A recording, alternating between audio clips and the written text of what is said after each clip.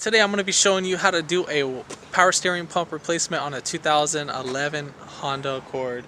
Now this is the 4-cylinder. Now this will be similar to the 2008 to the 2012 models. I believe this should be similar to the TSXs, the Honda CRV, pretty much all the K series. The Honda SI, no, the Honda SI is electric. So yeah, I mean pretty much, yeah, that should be the same as that. If you haven't, give it a thumbs up. Comment down below if you have any questions in regards to this. The reason why I'm replacing this is because it has a leak right here on the casing itself. So it's leaking right here. This whole thing, the inner O-ring is leaking. But yeah, share the video and then hit that subscribe button for more upcoming videos in the future, and we'll go ahead and start this video after the intro.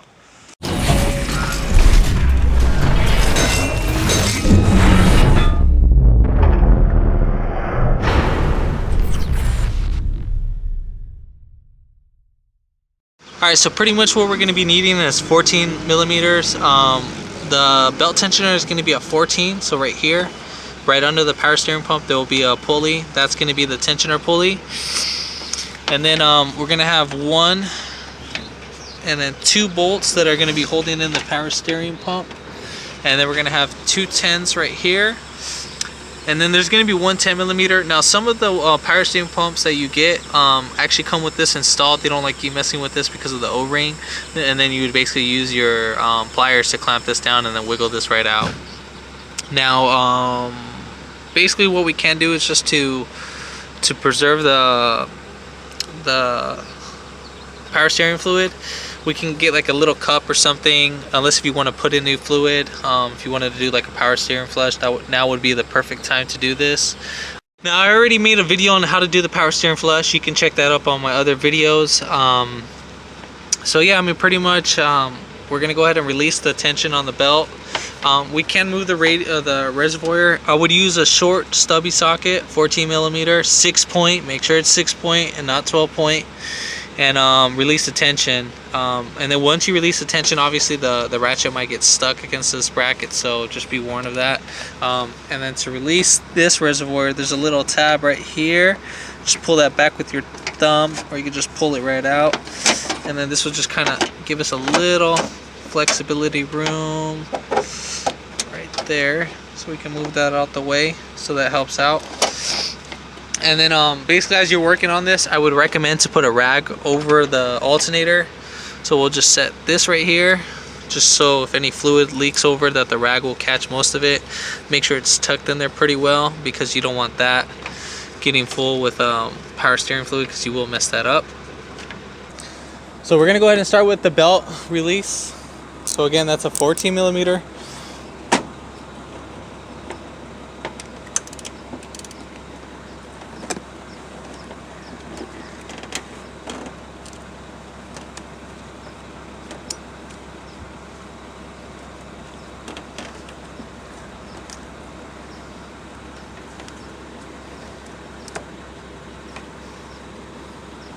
And then we're going to go ahead and take off our hose clamp.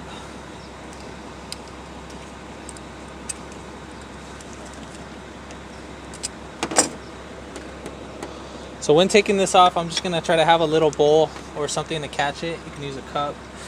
I just have this at the moment. And then at least let that catch. And then we'll set this hose to the side. Make sure it's always sticking up. And then whatever remaining, you can actually spin this. I think it's backwards, whatever. So we'll get that going.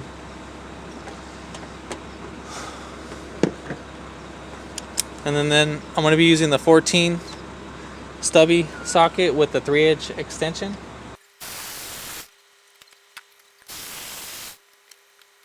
Then we're going to go ahead and take off this 10 millimeter. Now once you take this off, make sure you have a new O-ring gasket for it.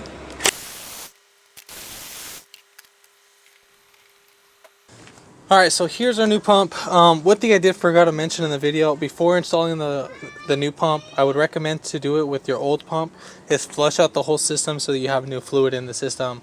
What you can do is, with this style, since if the old pump is bad and there's a lot of metal shavings, you can actually just be pouring fluid inside this hose right here, and then while you have a friend turning the lines, turning the car, the wheels left and right with the car off, obviously, just only the key on the on position. I would have the car lifted up in the air, so it would make it easier as you're turning.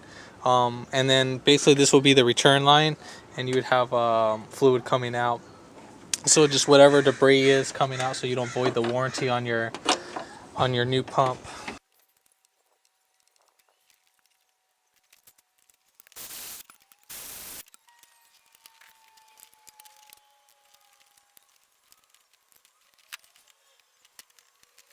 So when you're putting on this hose clamp, make sure you see how there's like these little notches. Make sure that this points itself with those notches. You want this to line up the same, so you don't move anything, because usually that could cause a leak.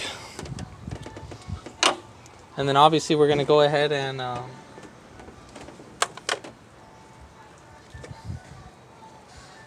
put a new O-ring on that guy. So with your new pump, it should come with some O-rings.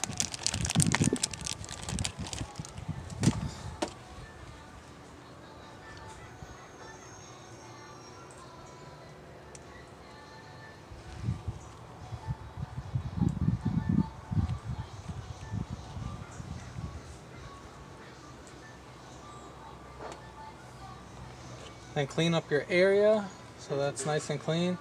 Make sure your O-ring's lubricated. My hands are still oily, so that'll work out.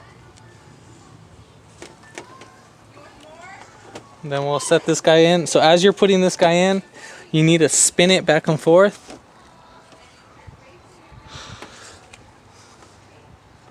So just like that. If you push it down, you could probably cut down the O-ring. Make sure you don't bolt it down while the thing is not fully seated in place.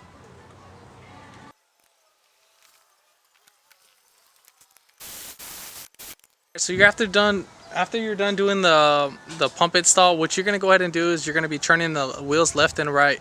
Now what you're doing is you're bleeding out all the air from the system, whatever air went into the system. So you want to make sure that is gone. Now again, do this without the car off. Now after you're done turning the wheel all the way left, all the way right, I would recommend you do it pretty slow, not too fast, because I remember if you do it too fast, it'll cause more air. If that kind of makes sense. It'll suck up the fluid too fast. It'll suck up the fluid from the pump on too fast, instead of sucking up from the reservoir as fast as it should, because it will be like a slight restriction from the pump. So you have to turn the wheel pretty slow. Now after you're kind of like turning the wheel, I would say like just kind of like slow motion.